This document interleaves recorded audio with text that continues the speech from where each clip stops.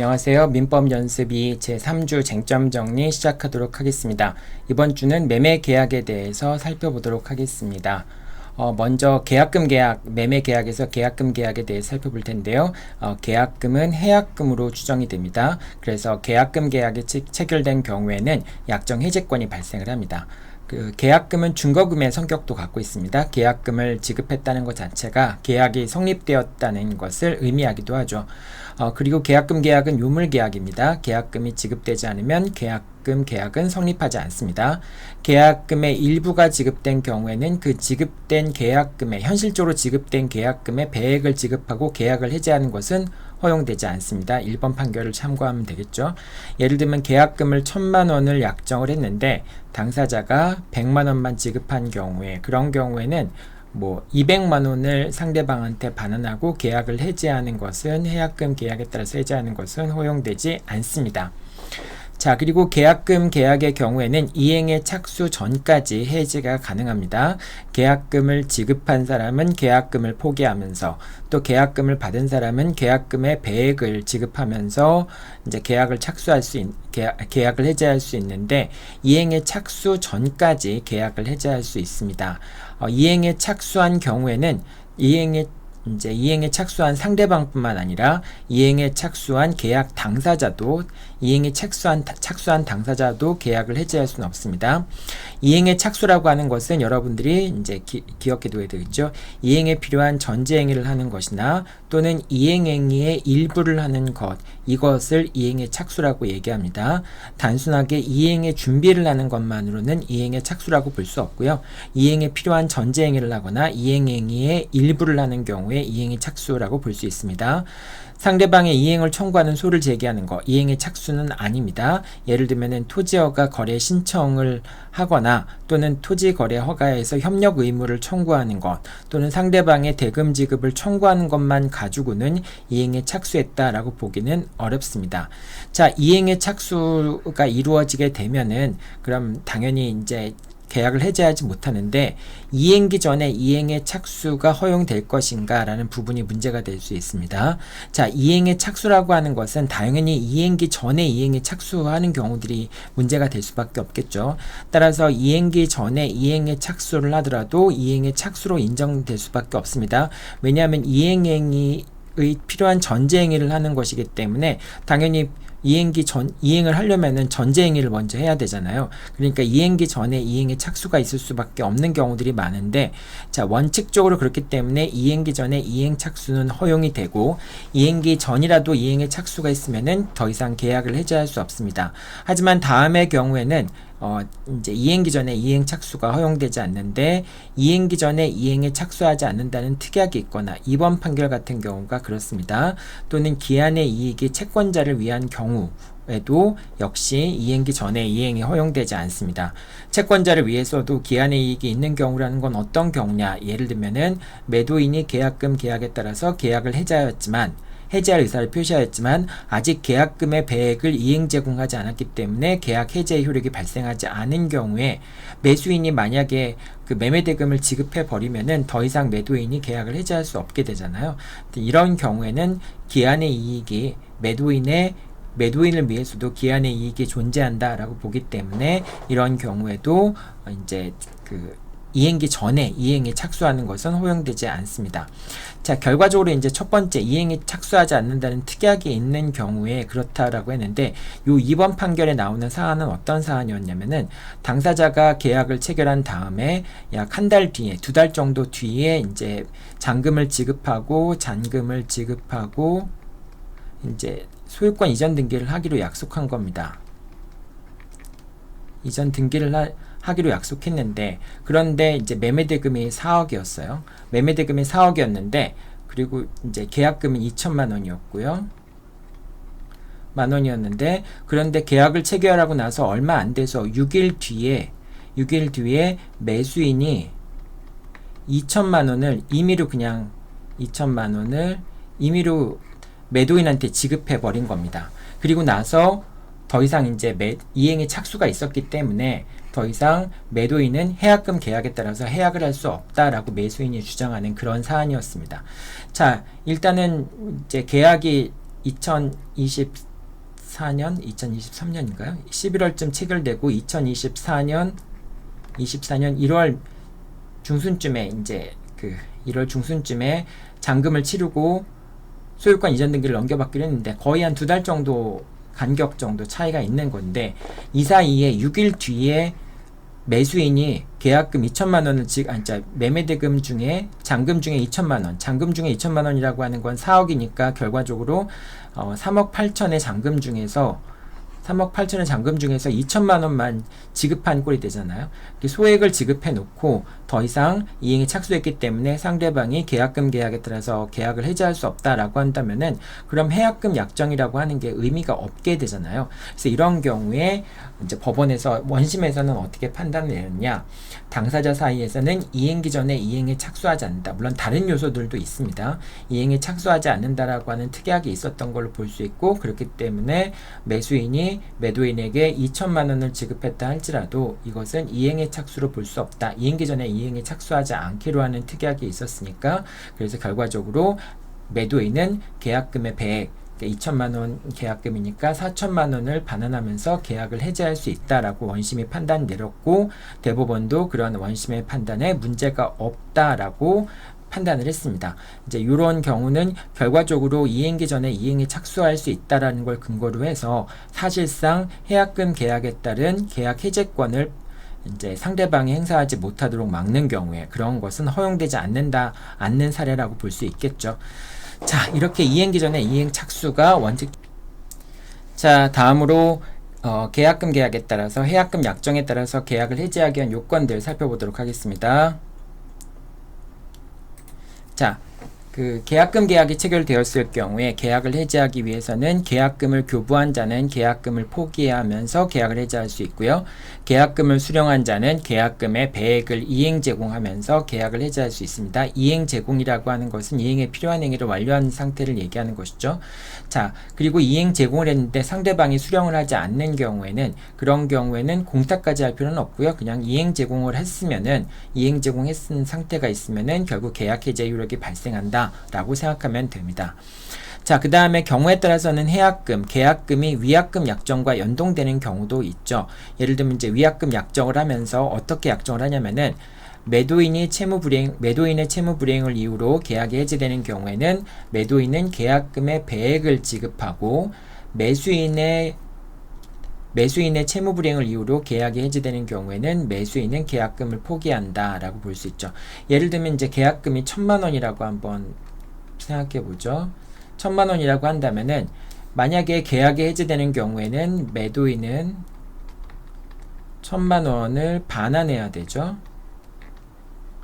반환해야 됩니다. 그리고 매수인은 1,000만 원에 대해서 반환 청구를 할 수 있겠죠. 반환 의무가 발생하고 반환 청구를 할 수 있겠죠. 자, 이런데 매도인의 채무 불이행으로 계약이 해제되는 경우에는 매도인은 계약금의 배액을 지급한다라고 하는데 매도인이 그러니까 지급해야 될 금액은 1,000만 원 계약금 받은 거 플러스 2천만 원을 지급해야 되는 거잖아요. 자, 그 2천만 원 중에서 1,000만 원은 원래 매도인이 받은 계약금을 상대방한테 반환하는 것이고 요 1,000만 원이 위약금이라고 볼 수 있겠죠. 위약금이라고 볼 수 있겠죠. 자, 따라서 결과적으로 2천만 원을 이제 계약금의 배액인 2천만 원을 지급한다라고 돼 있지만은 사실 그 2천만 원 중에서 1,000만 원은 원상회복 차원에서 돌려주는 것이고 이 1,000만 원이라고 하는 것은 위약금이라고 볼 수 있겠죠. 그리고 매수인이 채무 불이행을 이유로 해서 계약이 해제되는 경우에 매수인은 계약금을 포기한다라고 돼 있는데 원래 매수인은 1,000만 원의 반환 청구를 할 수 있잖아요. 청구권을 갖고 있잖아요. 그런데 매수인의 채무 불이행을 이유로 해서 계약이 해제되는 경우에는 매수인은 계약금을 포기하게 되는 거니까 1,000만 원 달라고 할 수 있는 거를 포기하는 대신에 상대방한테 1,000만 원을 지급하는 거나 마찬가지인 결과가 되는 것이죠. 자, 그렇기 때문에 결과적으로 이 1,000만 원이라고 하는 계약금 자체는 이렇게 계약이 해제되는 경우 반드시 계약이 해제되는 경우에 연동돼야 됩니다. 왜냐하면 계약이 해제된 상태에서 계약금을 배액을 돌려주고 계약이 해제된 상태에서 계약금을 포기해야 하지만 1,000만 원이라고 하는 것이 위약금으로 지급되는 것으로 볼 수 있기 때문입니다. 자, 이렇게 위약금 약정을 이제 이제 해약금 약정을 위약금 약정과 연동시키는 경우에 이러한 계약금 자체는 위약금으로 볼 수 있기 때문에 위약금은 손해배상 예정으로 이제 추정이 되죠. 그렇기 때문에 법원은 그 위약금을 감액할 수도 있습니다. 자, 그리고 매매계약에서 하자담보 책임 살펴보죠. 자, 특정물 매매에서 하자담보 책임인데요. 하자 보수를 청구할 수 있는지, 특정물 매매의 경우에는 원칙적으로 특정물 도금화가 인정이 되죠. 그래서 이제 현상 인도 의무라는 게 존재하잖아요. 현상 인도 의무라는 게 존재하기 때문에 이행기의 현상대로 인도하면 된다라고 하는 그런 규정이 있기 때문에 결과적으로 이행기의 현상대로 인도하면은 그러면은 채무를 다 이행한 것이다 라고 하는 그런 특정물 도금화가 적용이 되기 때문에 하자 보수를 청구할 수 없다라고 하는 견해들이 있는데요. 이제 하자 보수를 청구할 수 있도록 해야 된다라는 견해와 그렇지 않은 견해들이 나뉘어져 있습니다. 자, 근데 특정물 같은 경우는 하자를 이제 보수할 수 없는 경우들도 있기 때문에 이제 그리고 하자를 찾기 위해서도 상당한 많은 비용이 들어갈 수 있기 때문에 하자 보수를 당연히 인정해야 된다라고 하는 논리는 조금 이제 적절하지 않은 측면이 있죠. 자, 어쨌든 특정물에 있어서 하자가 있는 경우에 하자 보수를 청구권을 인정할 수 있는지에 대해서는 견해의 대립이 있고요. 자, 그리고 하자의 경우에 당연히 하자로 인한 손해배상을 청구할 수 있는데 확대 손해까지 청구할 수 있느냐라는 부분에 대해서 판례는 민법 390조에 따라서 청구할 수 있다라고 돼 있기 때문에 하자로 인한 손해배상 자체는 무과실 책임이죠. 무과실 책임이기 때문에 매도인에게 귀책 사유가 없더라도 하자로 인한 손해배상을 청구할 수 있는데 이 확대 손해 같은 경우는 390조에 따라 청구할 수 있기 때문에 과실 책임주의 원칙이 적용이 됩니다. 따라서 하자의 발생에 대해서 매도인에게 고의과실이 있는 경우에만 매수인은 매도인에게 확대 손해배상을 청구할 수 있습니다. 예를 들면 이제 하자가 존재하기 때문에 자동차, 중고자동차의 하자로 인해서 사고가 발생해서 운전자가 크게 부상을 입었다. 이런 경우가 이제 확대 손해라고 볼 수 있거든요. 자, 이런 경우에는 단순히 자동차에 하자가 있다는 것만 가지고 이 부상이라고 하는 그러니까 신체 손해에 대한 손해배상을 청구할 수 있는 건 아니고 이 하자가 발생한 것 혹은 하자에 대해서 대비를 하지 못한 것에 대해서 매도인에게 과실이 있다라고 볼 수 있는 경우에만 매수인의 부상으로 인한 부상에 대한 손해배상 청구가 허용이 된다라고 하는 겁니다. 자, 특정물 채무에서의 하자담보 책임 같은 경우에는 하자가 있었음을 안 날로부터 6개월 내에 행사를 해야 되죠. 자, 그 다음에 목적물에 하자가 있는 경우에 법률행위 내용의 중요 부분에 대한 착오에 해당한다면 민법 109조에 따라서 해제하는 것도 가능합니다. 그러니까 양 당사자가 하자의 존재를 모르고서 하자의 존재를 알지 못한 상황에서 매매계약을 체결했고 그 하자가 중대한 하자의 중요 부분에 대한 착오, 즉 당사자가 인식하고 있지 못했던 그런 내용들이 그 하자가 있었다는 걸 알았다면은 계약을 체결하지 않았을 것이다 라는 그 중요 부분에 대한 착오에 해당한다면은 민법 109조에 따라서 109조에 따라서 해제가 가능하다라는 게 아니라 취소가 가능하겠죠. 취소가 가능하다라고 하는 것도 같이 여러분들 기억해 둬야 되고요. 자, 그 다음에 특정물 매매에 대한 하자담보 책임은 종류물 매매에도 그대로 준용이 되지만은 종류물 매매 같은 경우는 특징이 완전물 급부 청구권이 있다라고 하는 것이죠. 그래서 이제 완전한 물건으로 종류물 같은 경우에는 특정이 됐다 할지라도 종류물로서의 성격이 있기 때문에 특정된 물건에 사실은 이제 특정된 물건 자체가 선택했을 경우에는 특정의 효과가 발생하지 않는다라고 볼 수 있지만은 그 하자가 있는 상태에서 양 당사자가 모르고서 인도를 받았을 경우에 그런 경우에는 비록 이행이 된 것처럼 보이지만은 다시 매도인은 매수인에게 완전한 물건으로 인도를 해줘야 될 의무, 즉 매수인이 완전물을 인도를 청구하는 경우에는 그런 완전물을 급부해야 될 의무를 부담하게 됩니다.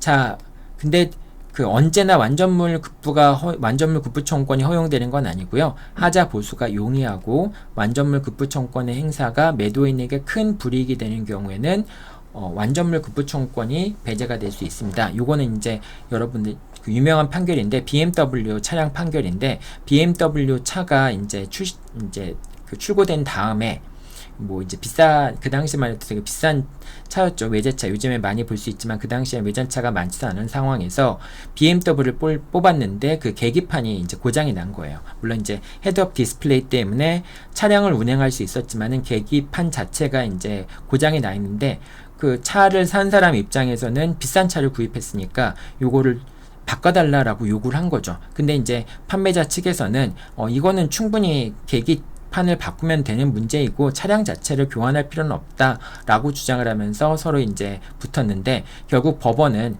계기판을 교체하는 것은 큰 비용이 들지 않고, 그 다음에 만약 이거를 교체하도록 한다면은 중고차가 되기 때문에 상당히 이제 가치가 하락할 수밖에 없겠죠. 그래서 큰 매도인에게 큰 불이익이 되는 경우에는 매도인에게 교환 청구권은 인정하지 않았습니다.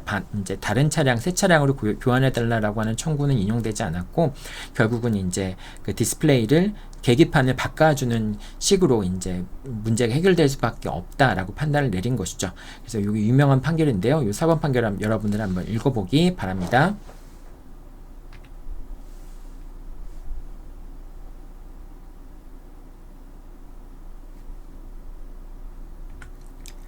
자, 타인권리 매매 살펴보도록 하겠습니다.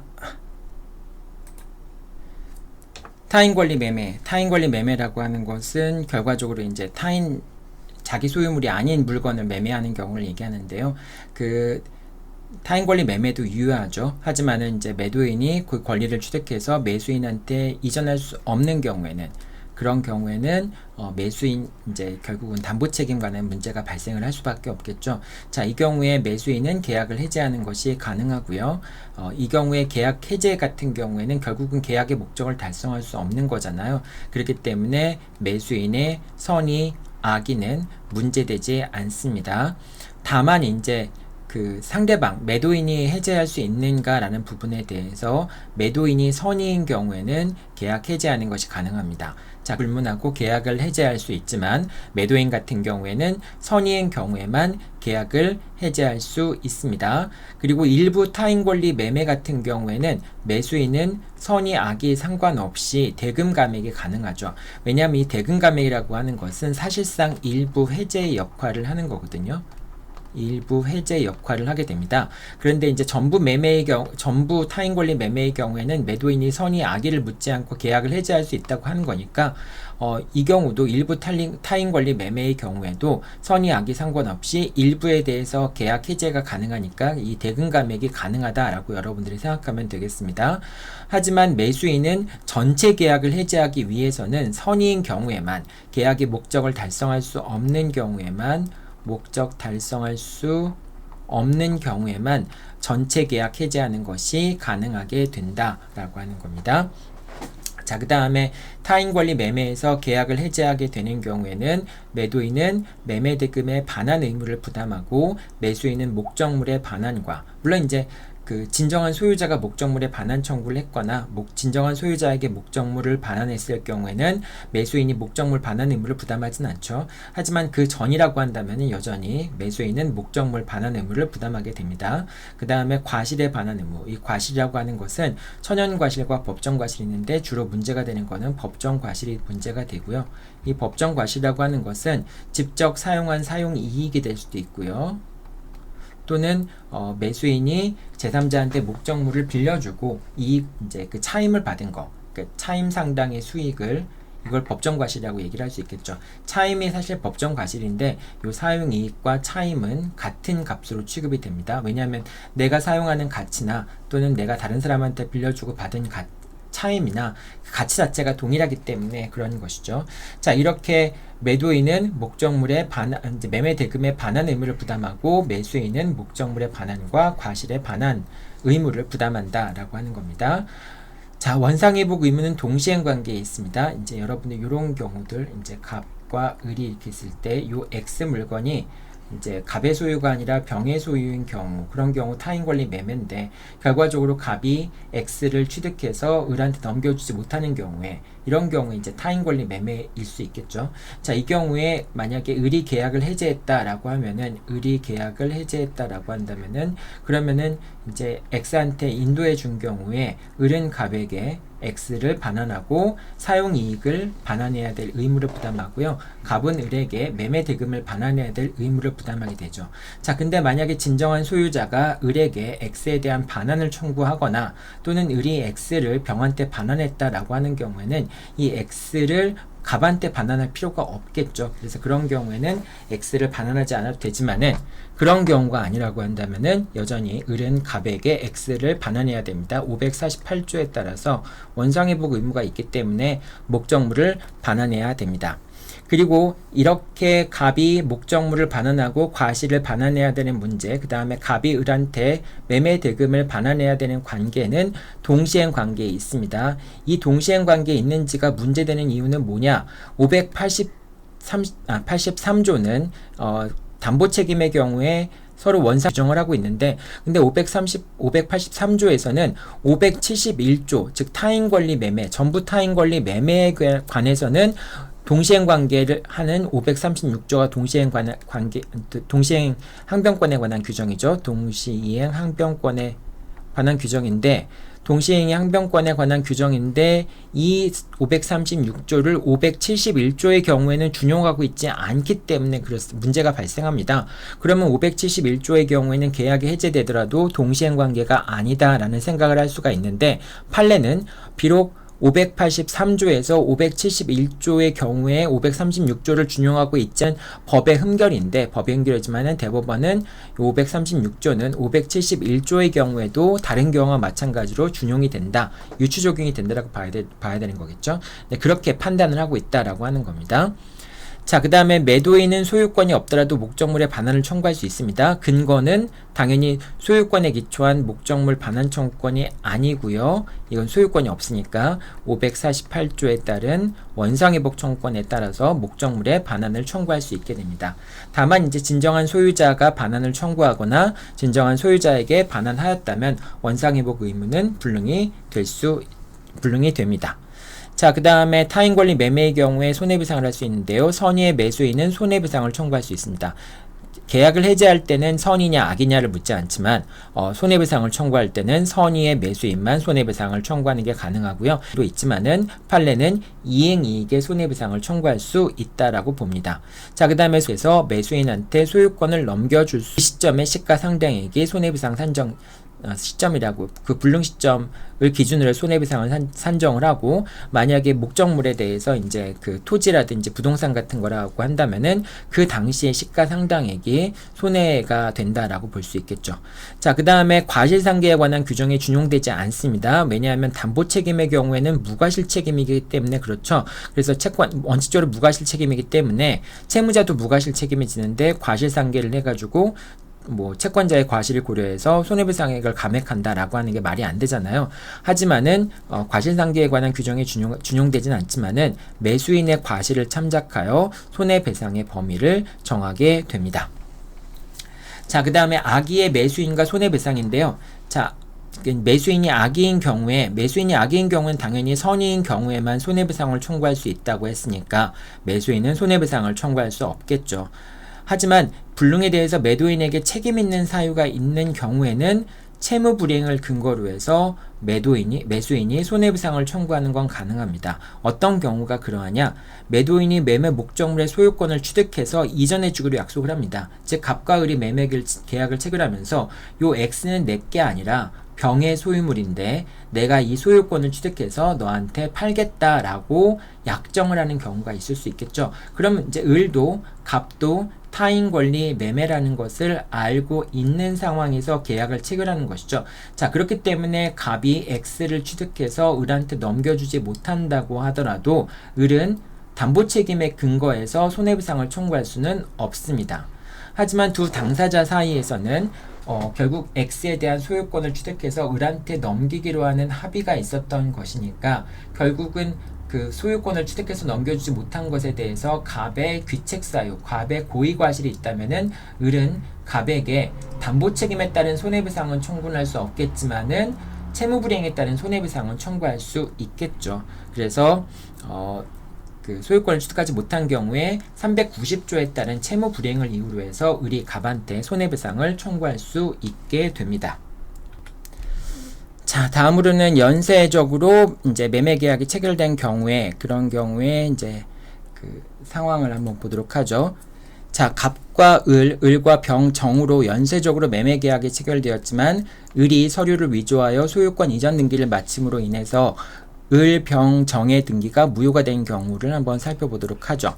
자, 이 경우에 갑이 을, 병, 정에 대해서 말소등기 청구 소송을 제기하여 승소하였다면 을과 병, 병과 정 사이의 매매 계약에 대해서는 민법 570조, 571조가 적용이 됩니다. 즉 타인 권리 매매가 되는 거죠. 타인 권리 매매가 되는 겁니다. 자, 이렇게 을과 병, 병과 정의 매매 계약이 타인 권리 매매 계약이 되었을 때 이제 정은 병에게, 병은 을에게 패소 시점의 목적물의 시가상당액, 패소 시점. 그러니까 이제 갑이 을, 병, 정을 상대로 해서 말소등기 청구 소송을 제기했을 때 예를 들면은 병에 대한 말소등기 청구 소송을 제기했으면은 결과적으로 병이 소유권을 취득할 수 없게 된 거니까 갑과 을 사이의 타인 권리 매매에서 을이 더 이상 소유권을 취득해서 병한테 넘겨줄 수 없게 된 시점이 확정되는 것이죠. 마찬가지로 갑이 정을 상대로 해서 말소등기 청구 소송을 제기했을 때 그 말소등기 청구 소송에서 갑이 승소한 시점에 결국은 정이 소유권을 취득할 수 없게 되는 거니까 이 경우에는 정이 패소한 시점에 갑과 정 사이의 매매 계약이 불능이 되는 거라고 볼 수 있습니다. 자, 따라서 결과적으로 병과 정 사이의 소송이 동시에 확정이 되면 상관없겠지만 병에 대한 소송이 먼저 확정이 되고 정에 대한 소송이 먼저 확정이 되었다라고 했을 때 정이 병에 대해서 타인 권리 매매를 이유로 해서 손해배상을 청구할 때 그 손해배상을 청구하는 시점은 병이 패소한 시점이 아니라 정이 패소한 시점이다라고 봐야 된다라고 하는 겁니다. 자, 그래서 패소 시점의 매매 목적물의 시가상당액의 손해배상을 청구할 수 있다라고 하는 겁니다. 자, 이 경우에 병의 손해배상 의무와 정의 원상회복 의무는 동시행 관계입니다. 여기서 만약에 병과 정 사이가 타인권리 매매라고 인정이 된다면은 그러면 어떻게 할 수 있어요? 타인권리 매매면은 여기서 지금 정은 선이라고 볼 수 있겠죠? 지금 을이 등기를 위조했는지를 알 수 없는 상황이기 때문에 정은 선의의 매수인이라고 볼 수 있고 선의의 매수인인 정은 계약을 해지할 수도 있고 손해배상을 청구할 수 있죠. 이때 손해배상을 청구하는 시점은 정이 패소한 시점에 X토지의 시가 상당액이 되는 것이 되겠죠. 자, 그 다음에 이 경우에 병도 역시 선의의 제3자라고, 선의의 매도인이라고 볼 수 있겠죠. 왜냐하면 을이 서류를 위조한 사실을 몰랐다고 한다면은 병이 선의일 테니까 이런 선의의 병은 다 이제 마찬가지로 정과 마찬가지로 계약을 해지할 수 있죠. 하지만 뭐 손해배상은 해줘야 되는 것이 되겠죠. 정이 선이라고 한다면은 정은 선의의 경우에만 손해배상을 청구할 수 있으니까요. 자, 이렇게 정리가 됩니다. 그래서 정이 이제 병한테 X토지의 시가상당액, 정이 패소할 시점에 X토지의 시가상당액의 손해배상을 청구하게 되면 병은 정에게 이제까지 목적물의 인도와 이제까지 사용한 것에 대한 사용이익 또는 차임이 있다면은 차임이라고 하는 법정 과실에 대한 반환을 청구할 수 있게 됩니다. 자, 그 다음에 을에 대한 말소등기 청구가 인용되었지만 정에 대한 청구가 취득시황변으로 기각된 경우도 있을 수 있습니다. 즉 갑에서 을에서 병에서 정으로 이렇게 넘어갔는데 갑이 을과 병과 정에 대해서 말소등기 청구를 했는데 이 을과 병에 대한 소송에서는 승소를 했지만 정에 대한, 왜냐하면 통상소송이기 때문에 순차적으로 소송을 제기해도 상관없죠. 필요적 공동소송이 아니기 때문에 반드시 동시에 소송을 제기할 필요는 없습니다. 자, 이렇게 이제 순차적으로 소송을 제기하다 보니까 을과 병에 대해서는 승소를 했는데 정에 대한 청구에서는 패소를 하는 경우가 있을 수 있겠죠. 자, 이런 경우에 갑은 을이나 병에게 물권적 청구권이 불능이 되었다는 걸 이유로 해서 전보배상을 청구할 수 없습니다. 정에 대한 말소등기 청구가 기각이 되면 결국은 을과 병에 대한 청구가 인용이 되더라도 결과적으로 정은 을병정의 등기를 말소할 수가 없게 되겠죠. 자, 이런 경우에 갑이 을에 대한 병에 대한 말소등기 청구가 불능이 되었다는 걸 이유로 해서 전보배상을 청구할 수는 없게 됩니다. 왜냐하면 결과적으로 갑이 정에 대한 청구 소송에서 말소등기 청구 소송에서 패소하게 되면은 더 이상 갑은 소유자가 아니게 된 거잖아요. 취득시 완성으로 인해서 정이 소유권을 취득하는 것이 되기 때문에 이미 정은 등기부상 소유자라고 돼 있으니까 취득시효만 완성이 되면은 정이 소유자라고 볼 수 있겠죠. 자, 그렇기 때문에 갑은 더 이상 소유자가 아니기 때문에 소유권에 기초한 이제 소유권의 기점 물권적 청구권을 행사할 수 없는 지위에 있기 때문에 갑은 자신의 물권적 청구권이 불능이 되었다는 걸 이유로 해서 전보배상을 청구할 수 없다라고 얘기를 합니다. 자, 그리고 이런 경우에 정의 취득시효가 완성이 되었다면은 갑은 을에게 불법행위로 인한 손해배상을 청구할 수 있습니다. 만약에 갑이 을, 병, 정에 대한 청구 소송에서 다 승소해서 등기가 말소가 되었다라고 한다면은 병과 정 사이의 매매 계약은 타인 권리 매매가 되기 때문에 타인 권리 매매 계약에 따라서 이제 뭐 계약 해제나 손해배상 청구가 가능할 수도 있겠지만, 이 경우에 정은 을을 상대로 해서, 병과 정은 을을 상대로 해서 을이 서류를 위조한 것에 대한 불법행위 책임을 물을 수도 있습니다. 이게 지금 결과적으로 을이 서류를 위조한 것 때문에 병과 정이 이러한 분쟁에 휩싸이게 된 것이기 때문에 그 손해에 대해서 을에게 불법행위로 인한 책임을 물을 수도 있습니다. 즉, 갑이 을병정을 상대로 한 소송에서 갑이 승소했을 경우에는 병과 정이 을에게 불법행위상의 책임을 물을 수도 있고요. 만약 갑이 을병정에 대한 말소등기 청구 소송을 제기했는데 취득시효 완성의 항변 때문에 패소했다라고 하면은 갑은 소유권을 상실하니까 갑이 을에게 불법행위로 인한 손해배상을 청구할 수 있게 되겠죠. 자, 이런 이제 연쇄적으로 이루어지는 계약 관계에서 을이 서류를 위조한 경우에 이렇게 타인 권리 매매에 관한 쟁점이 문제될 수도 있고요. 또 불법행위로 인한 책임이 문제될 수도 있습니다. 그리고 경우에 따라서는 을이 이제 국가 공무원이고 이제 국가인 경우, 또는 뭐 어떤 그 서류를 위조한 것에 대해서 사용자인 경우, 또는 그냥 일반적인 공범인 경우, 그러니까 이제 그 방조한 경우, 이런 경우에는 이 사람 누군가 뭐 A라는 사람이 을을 고용했거나 또는 을의 공범이거나 라고 하는 경우에는 을과 A 사이에 공동 불법행위가 성립할 수 있습니다. 그런 공동 불법행위가 성립했을 경우에는 손해배상의 범위라든지 또는 상계라든지 절대적 효력의 범위가 어떻게 되는지 이런 문제들도 발생을 할 수가 있죠. 그래서 요 사안만 가지고 여러 가지 쟁점들이 발생할 수 있다. 그렇기 때문에 이런 사례들을 잘 좀 머릿속에 집어넣고 법률 관계들을 기억해 놓으면 좋겠죠. 자, 그 다음에 병과 정은 손해가 발생하였다면 그 범위에서 을에게 손해배상을 청구할 수 있다. 요거는 이제 불법행위로 인한 손해배상을 청구할 수 있다는 것이죠. 만약에 이제 그 을병정의 등기가 말소가 된다면 그렇게 되겠죠. 만약 을이 제3자 A와 공모하여 서류를 위조하였다면 을과 A는 공동 불법행위 책임을 부담할 수 있습니다. 어떤 경우가 그러냐? 정의 취득시효가 완성되어 정의 소유권을 취득하였다면 갑이 을에게 불법행위 책임을 물을 수 있고요. 그 다음에 갑이 을병정의 등기를 말소한 경우에는 병정이 을에게 불법행위상의 책임을 물을 수 있게 됩니다. 그럴 경우에 만약에 을이 제3자와 공모하였다면 공동 불법행위 책임이 성립될 수 있겠죠. 자, 그 다음에 일부 타인권리 매매는 위에서 간단하게 살펴봤지만은 선의 악의를 불문하고 대금 감액을 청구할 수 있고요. 선의의 매수인 같은 경우에는 계약 목적을 달성할 수 없는 경우에 해제가 가능하고요. 자, 선의의 매수인 같은 경우에는 손해배상 청구도 가능하다라고 생각하면 되겠습니다.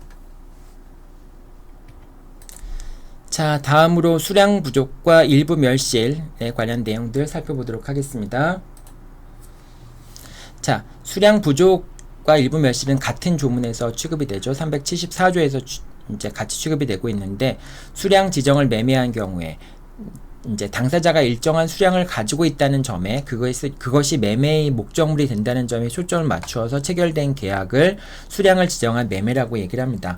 단순히 수량이 표시되었다는 것만으로 수량을 지정한 매매라고 볼 수 없습니다. 뭐 예를 들면 1평당 10,000원 이렇게 놓고 그 다음에 100평이니까 매매 대금은 100만원 이렇게 이제 100평이라고 기재가 되어 있는데, 요거는 매매 대금을 산정하기 위한 방법이고 꼭 이 특정한 토지가 100평이 된다라고 하는 것이 당사자의 의사가 아니라 그냥 이 토지를 매매 목적물로 한다라고 했으면은 이거는 수량을 지정한 매매라고 볼 수 없고, 따라서 실제 측량을 해봤더니 이 토지가 80평이다 라고 했으면은 수량 부족의 매매냐라고 하면 그렇지 않다라고 하는 겁니다.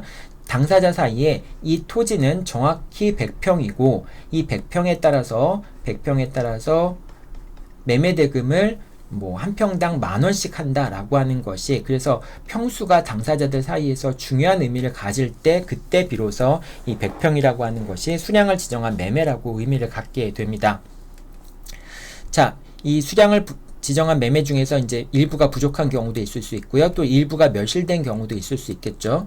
자, 계약 체결 시점에 일부가 멸실된 경우를 얘기하는 겁니다. 만약 계약 체결 이후에 일부가 멸실되었다면은 이거는 일부 불능에 관한 법리가 적용이 되겠죠. 자, 일부 멸실의 경우는 계약 체결 시점에 일부가 멸실된 거니까 원시적 일부 불능이라고 볼 수 있겠죠. 자, 근데 원시적 전부 불능의 경우에는 이거는 계약은 무효가 되죠. 535조에가 적용이 되기 때문에 원시적 불능인 계약은 무효가 된다라고 볼 수 있겠죠. 하지만 원시적 일부 불능의 경우에는 계약이 무효가 되지 않고 담보 책임의 문제가 발생한다라고 하는 점 여러분들 꼭 구분해야 됩니다.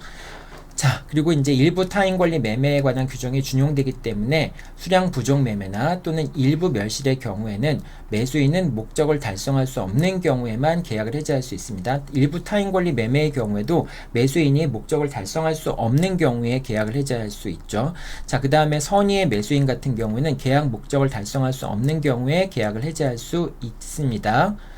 자, 그리고 선의의 매수인 같은 경우는 손해배상을 청구할 수도 있죠. 여기 지금 1번과 2번이 중복되어 있는데요. 어쨌든 선의의 매수인 같은 경우에는 계약 해지하는 것이 가능하다. 목적을 달성할 수 없는 경우에. 그리고 그 선의의 매수인 같은 매수인 같은 경우에는 만약에 이제 일부 멸실이라든지 수량 부족 같은 경우에는 일부 멸실이나 수량 부족의 경우에는 매수인 같은 경우도 대금 감액을 청구할 수 있겠죠.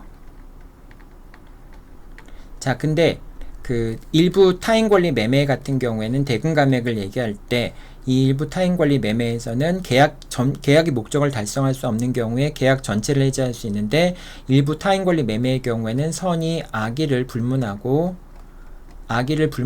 계약을 이제 대금 감액을 할 수 있다라고 얘기했잖아요. 그런데 수량 부족과 일부 멸실의 경우에는 매수인이 선의의 경우에만 담보 책임을 물을 수가 있습니다. 그렇기 때문에 대금 감액의 경우에도 악의인 경우에는 대금 감액을 할 수 없고요. 선의의 경우에만 대금 감액을 할 수 있게 됩니다. 자, 그러니까 일부 타인 권리 매매에 관한 규정이 준용이 되기 때문에 매수인은 목적을 달성할 수 없는 경우에 해제를 할 수 있고요. 그 다음에 여기다 이제 하나 더 집어넣어서 여러분들이 대금 감액을 할 수도 있다. 대금 감액을 할 수도 있는데 언제나 대금 감액을 할 수 있는 건 아니고 선의의 경우에만 대금 감액을 할 수 있다. 그리고 선의의 매수인은 손해배상을 청구하는 것이 가능하다라고 정리를 하면 되겠습니다. 자, 그 다음에 토지거래허가인데요. 토지거래허가 구역 내에서 매매계약이 체결되었을 경우에 이거는 보통 이제 그 계약의 법률행위의 무효 부분에서 나오는 문제긴 한데요. 이제 토지거래허가에서의 매매계약에 관련된 법리들이 나오니까 여기서 이제 포함시켜서 같이 정리해 두는 게 좋을 것 같습니다. 자, 토지거래허가 구역 내에 있는 그 매매계약 의 경우에는 토지거래허가를 받지 않으면 유동적 무효인 상태에 놓이게 됩니다. 자, 유동적 무효도 무효의 일종이기 때문에 권리와 의무가 발생하지 않습니다. 권리와 의무가 발생하지 않기 때문에 유동적 무효인 계약의 경우에는 채무 불이행이라는 게 존재할 수가 없습니다. 채무 자체가 존재하지 않기 때문에 채무 불이행도 존재할 수가 없게 됩니다. 자, 그런데 계약이 무효이더라도 당사자는 서로 협력해야 될 의무를 부담하긴 합니다. 그래서 완전히 권리와 의무가 없는 건 아니고요. 상대방에게 협력을 해서 계약을 유효한 것으로 만들 수 있는 의무를 부담하게 되고 상대방에게 그런 의무의 이행을 청구할 수 있게 됩니다. 자, 그 다음에 유동적 무효인 계약의 경우에는 확정적으로 무효가 되기 전에는 원상회복을 청구할 수가 없습니다. 이제 그 확정적으로 무효가 된 다음에 뭐 지급한 계약금이나 중도금 같은 것에 원상회복을 청구할 수 있게 되겠죠. 자, 채무 불이행을 이유로 하는 계약 해제나 손해배상 청구도 역시 인정되지 않습니다. 채권 채무가 발생하지 않기 때문에 채무 불이행이 존재할 수 없는 거죠. 자, 다만 협력 의무 위반의 경우에는 당사자가 위약금 약정, 채무 불이행으로 인한 위약금 약정을 했을 경우에는 손해배상액의 청구, 위약금을 청구하는 것은 가능합니다. 그 다음에 이 계약을 유효하게 만들어야 되는 협력 의무 같은 경우는 소송상 강제하는 것도 가능합니다. 당사자가 협력 의무를 이행하지 않는 경우에는 상대방은 협력 의무의 이행을 청구하는 소를 제기하고 법원에서 이제 협력 의무 절차를 이행하라 라는 판결이 내려지면은 그 판결문을 들고 당사자가 토지거래 허가를 단독으로 가서 받을 수가 있게 됩니다. 자, 그 다음에 이제 확정적으로 무효가 되는 경우인데요. 자, 언제 확정적으로 무효가 되느냐? 불허가 처분이 있거나 이제 담당 행정청에서 불허가를 했거나 또는 당사자 쌍방이 허가받을 의사를 명백히 한 경우에 요 당사자 쌍방이 허가를 받지 않은 의사, 요거 잘못됐네요. 받지 않은 의사. 여러분한테 나가는 수업 자료는 이걸 수정해서 나가도록 할게요. 상방이 허가를 받지 않은 의사를 명백히 하는 경우에는 계약이 확정적으로 무효가 됩니다.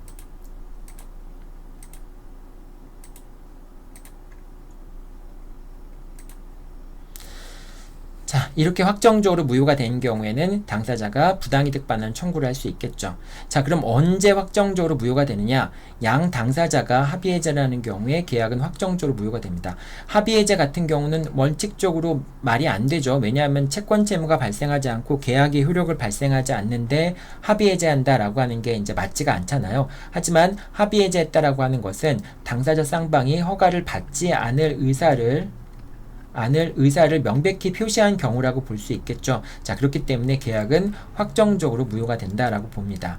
그리고 유동적 무효인 계약도 의사표시를 취소하는 것도 가능하겠죠. 자, 그렇기 때문에 유동적 무효이라서 계약은 효력이 없지만은 의사표시는 존재하니까 그 의사표시에 하자가 있었을 경우에는 의사표시를 취소한다든지 의사표시가 무효다든지 그렇게 되어서 결과적으로 이제 유동적 무효인 계약에서 존재한다면 취소하고 이때는 확정적으로 계약이 무효가 됩니다.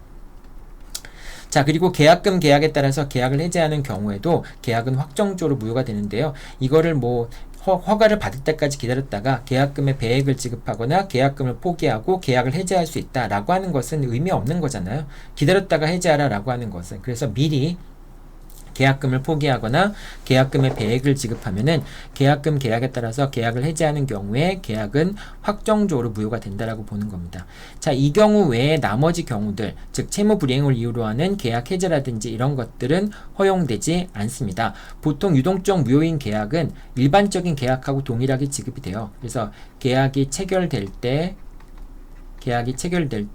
계약금도 지급하고요. 그 다음에 중도금에 대한 지급 일정도 약정을 잡고요. 그 다음에 잔금과 소유권 이전에 대한 잔금 약정도 다 하게 됩니다. 그러니까 정상적인 매매 계약과 전혀 다를 게 없는데 이 시점 어딘가에 이 시점이든지 아니면 이 시점이든지 아니면 이 시점이든지 이 시점 언젠가 당사자가 허가를 받기로 하는 약정이 있는 경우가 이제 유동적 무효인 지역에서 체결되는 계약입니다.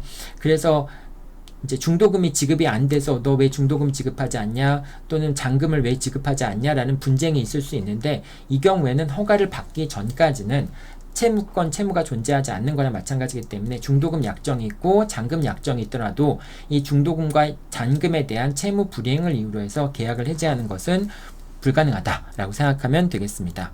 자, 그리고 토지거래 허가 구역이 지정이 해제가 되는 경우에는 유동적 무효인 상태에서 지정이 해제되면은 확정적으로 유효하게 됩니다. 자, 근데 일단은 확정적으로 무효가 된 경우, 즉 불허가 처분이 확정이 되거나 또는 당사자 쌍방이 허가를 받지 않은 의사를 분명히 한 경우에는 토지거래 허가 구역 지정이 해제되더라도 계약은 여전히 무효가 된다라고 생각하면 되겠습니다. 자, 오늘은 매매 계약에 관련되어 있는 쟁점들, 특히 이제 담보 책임 중심으로 쭉 살펴봤는데요. 여러분들이 뒤에 있는 판결들도 잘 좀 읽어보고 다음 주 연습 문제 준비하기 바랍니다. 네, 여러분들 수고했습니다.